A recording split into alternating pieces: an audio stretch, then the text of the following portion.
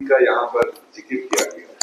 तो ये हकीकत है, एक हवा तो बनाया गया और करोड़ों हंड्रेड्स ऑफ करोड़ की पाइपें मंगाई गई। अभी सिक्किम का पता नहीं, मगर पाइपें डंप की गई बड़े बड़े एरियाज में।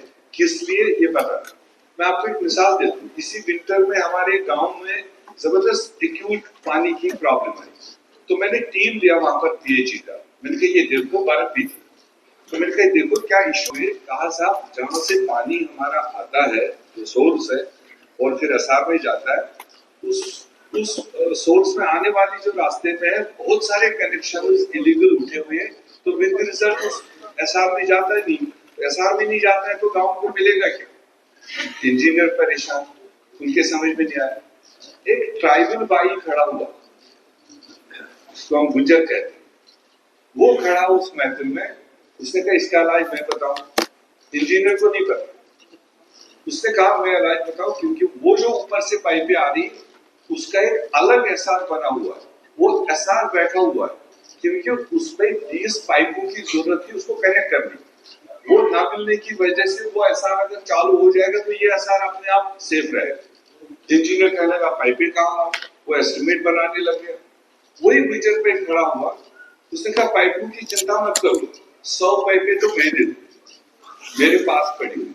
ये जल शक्ति का तरीका है, कैसे कैसे कहां कहां पर डंप किए, जिसको मर्जी उन घरों में डंप किए, लोगों के यूज के लिए। यही हाल चारों तरफ।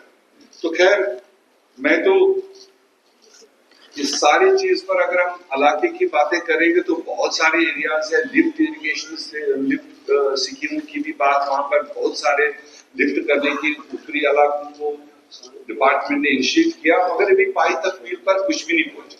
जो पहाड़ों पर रह रहे लोग, सोर्सेज खत्म है, पानी नहीं है उनको, आज भी उनको मटका लेकर 2 किलोमीटर नीचे आना पड़ता है तब पानी ले जाना पड़ता है।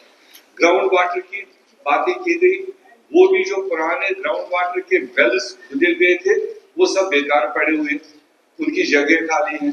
नए प्रपोजल दे रहे हैं तो उसका कहीं अता पता ही नहीं। तो ऐसे ये सारा चीज मेस में।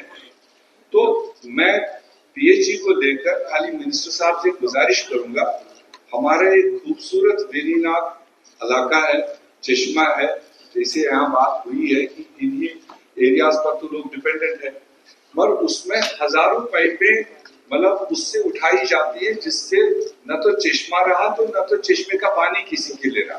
तो मेरी गुजारिश है वो जंग पाइप उठा करके उसका एक डैम बना करके, ताकि वो नाला जो है खूबसूरती उसकी बने रहे। ट्रॉट नाला है वो, जैसे कुकरनाग में किया वैसे वेरीनाग के भी वो जंग पाइप उठाए जाए ताकि लोगों को साफ पानी भी मिले और शहर की वो भी हो जाए।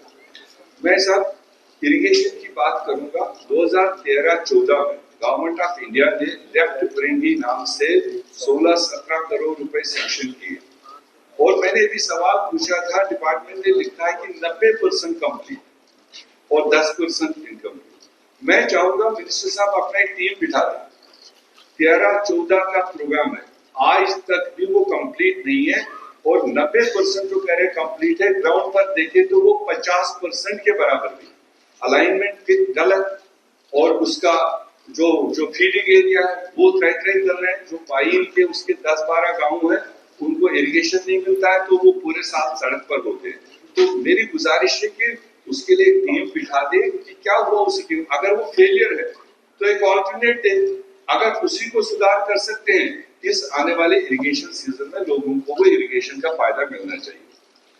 और इसी तरह से आपका ये जो है फॉरेस्ट से रिलेटेड, पहले जमाने में लोगों को लकड़ी मिलती थी, आज तो कुछ भी नहीं। फॉरेस्ट के पास जाए एसएमसी के पास जाए, फॉरेस्ट कॉमन मैन सफर कर रहा है।